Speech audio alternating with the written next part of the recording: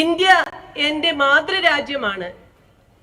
എല്ലാ ഇന്ത്യക്കാരും എൻ്റെ സഹോദരീ സഹോദരന്മാരാണ്. അക്ഷരങ്ങൾ നാവിനും വിരൽത്തുമ്പിനും വഴങ്ങുന്നതിനു മുൻപേ തന്നെ ഏറ്റുചൊല്ലിയും ചൊല്ലിക്കൊടുത്ത് പഠിപ്പിച്ചും ഈ വരികൾ എല്ലാ ഭാരതീയനും വളരെ ഓർത്തിരിക്കുന്നതാണ്. ഈ വരികളുടെ പൊരുളറിയുന്ന ഇന്ത്യൻ നീതിന്യായ പീഠത്തോട്, ഇന്ത്യയെ കണ്ണടച്ച് ഇരുട്ടാക്കി ഇന്ന് ഭരിക്കുന്ന ഭരണകൂടത്തോട്, ഇന്ന് എന്നെ ശ്രവിക്കുന്ന ഈ പൗരസമൂഹത്തോട്, ഇവിടെ ആയിരിക്കുന്ന സമർപ്പിത സന്യാസിനികളുടെ പ്രതിനിധി എന്ന നിലയിൽ ഛത്തീസ്ഗഡിലെ ദുർഗിൽ അഴികൾക്കുള്ളിലായിരിക്കുന്ന ഞങ്ങളുടെ പ്രിയപ്പെട്ട സഹോദരിമാരുടെ ഒരു പ്രതിനിധി എന്ന നിലയിൽ എനിക്കൊന്ന് പറയാനുണ്ട്. ഞങ്ങൾക്കും ഇവിടെ ജീവിക്കണം. ഈ ഇന്ത്യ മഹാരാജ്യത്തിലെ വായുവും മണ്ണും ഞങ്ങളുടേതും കൂടിയാണ്. ജനങ്ങൾക്ക് വേണ്ടി ജനങ്ങളാൽ തിരഞ്ഞെടുക്കപ്പെട്ട് ജനങ്ങളാൽ ഭരിക്കപ്പെടുന്ന ഈ രാജ്യം ഇവിടത്തെ പൗരന് നൽകുന്ന ഓരോ അവകാശങ്ങളും ഇന്ത്യൻ കോൺസ്റ്റിറ്റ്യൂഷൻ ഞങ്ങൾക്ക് ഉറപ്പു നൽകുന്ന മൗലിക അവകാശം ഇനി ഒരു പൗരനും ഒരു സന്യാസിനിക്കും ഇവിടെ നിഷേധിക്കപ്പെട്ടുകൂടാ. ഇത് ഭരണകൂടത്തോടുള്ള ഞങ്ങളുടെ അഭ്യർത്ഥനയല്ല, ഇത് ഭരണകൂടത്തോടുള്ള ഞങ്ങളുടെ താക്കീതാണ്. വടക്കേ ഇന്ത്യയിലെ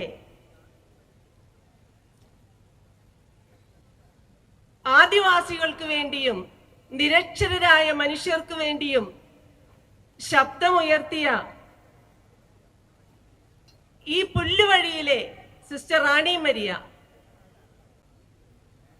പകലന്തിയോളം എല്ലുമുറിയെ പണിയെടുത്തിട്ടും ഭക്ഷണമോ ദാഹജലം പോലുമോ ലഭിക്കാത്തതിനു വേണ്ടി അവർക്ക് വേണ്ടി മേലാളന്മാരോട് ശബ്ദമുയർത്തിയതിന് നിഷ്കരണം കൊന്നു തള്ളിയ ഇൻഡോറിന്റെ റാണി സിസ്റ്റർ റാണി മരിയ ഞങ്ങളുടെ കൂടപ്പിറപ്പാണ്. വടക്കേ ഇന്ത്യയിലെ ആദിവാസി ഗോത്രങ്ങളോട് സ്വയം താതാത്മ്യപ്പെടുത്തിയ പാലാക്കാരി മേഴ്സി മാത്യു, ഇൻഡോർ റാണി എന്നറിയപ്പെടുന്ന ദയാബായി, കുര്യാക്കോസ് അച്ഛൻ മുൻപ് ഇവിടെ സൂചിപ്പിച്ച വത്സ ജോൺ ഞങ്ങളുടെ സഹോദരിമാരാണ്. 2008 മനുഷ്യരെ പച്ചയ്ക്ക് കത്തിച്ച ഒറീസയിലെ കാന്തമാലിൽ നിന്ന് ഉടുതുണിക്ക് മറുതുണിയില്ലാതെ പ്രാണരക്ഷാർത്ഥം ഓടി രക്ഷപ്പെട്ട അനേകർക്ക് ഭക്ഷണവും വസ്ത്രവും പാർപ്പിടവും നൽകിയതാണോ ഞങ്ങൾ ചെയ്ത തെറ്റ്? പ്രസംഗിക്കാൻ മൈക്ക് കിട്ടിയത് കൊണ്ട് വിളിച്ചു കൂവുന്നതല്ല. ഇവിടെ നിന്നും അത്ര അകലെയല്ലാത്ത കർഗുറ്റിക്കടുത്ത് അട്ടാറയിൽ ചെന്നാൽ നിങ്ങൾക്ക് കാണാം, കാന്തമാൽ വയലൻസിന്റെ ഇരകളായവർക്ക് രാധാകാന്ത് ദിഗലിനും അസിത് കുമാർ നായിക്കിനുമൊക്കെ മഠത്തിന്റെ പറമ്പ് മുറിച്ചു കൊടുത്ത് പാർപ്പിടമൊരുക്കിയ സന്യാസിനിമാരെ നിങ്ങൾക്ക് അവിടെ കാണാം. കൈക്കുഞ്ഞുമായ പെരുമ്പാവൂരിൽ അലഞ്ഞു നടഞ്ഞു നടന്നിരുന്ന അവർക്ക് സുരക്ഷിതത്വം ഒരുക്കിയതാണോ ഞങ്ങൾ ചെയ്ത തെറ്റ്? ഇത്തരുണത്തിൽ ഒരു സത്യം കൂടി വിളിച്ചു പറയാതിരുന്നാൽ അത് അക്ഷത്യമായ ഒരു തെറ്റായി തീരും.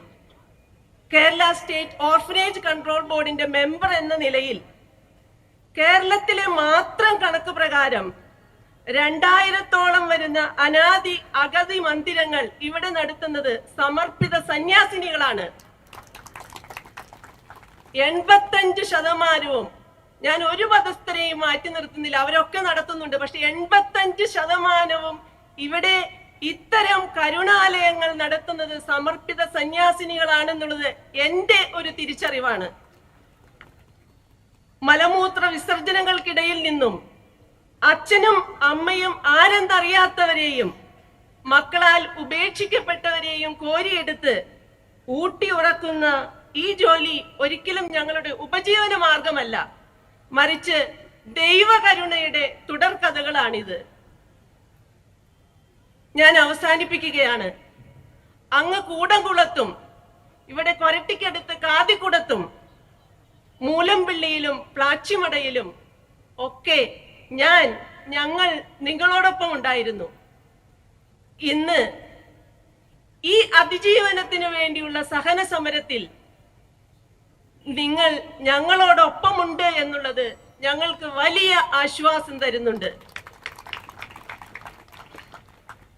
ഞങ്ങളോടൊപ്പം നിന്ന എല്ലാവരോടും, പ്രത്യേകിച്ച് പ്രിയപ്പെട്ട സിസ്റ്റേഴ്സിന്റെ കുടുംബാംഗങ്ങളോടും ASMI സന്യാസ സമൂഹത്തോടും നിങ്ങൾ കാണിച്ച ഈ ഐക്യദാർഢ്യത്തിന് എല്ലാവരുടെയും പേരിൽ, ഇവിടെ സമ്മേളിച്ചിരിക്കുന്ന എല്ലാ സമർപ്പിത സന്യാസിനികളുടെയും പേരിൽ എല്ലാ സുമനസ്സുകൾക്കും നന്ദി അർപ്പിച്ചുകൊണ്ട് നിർത്തുന്നു.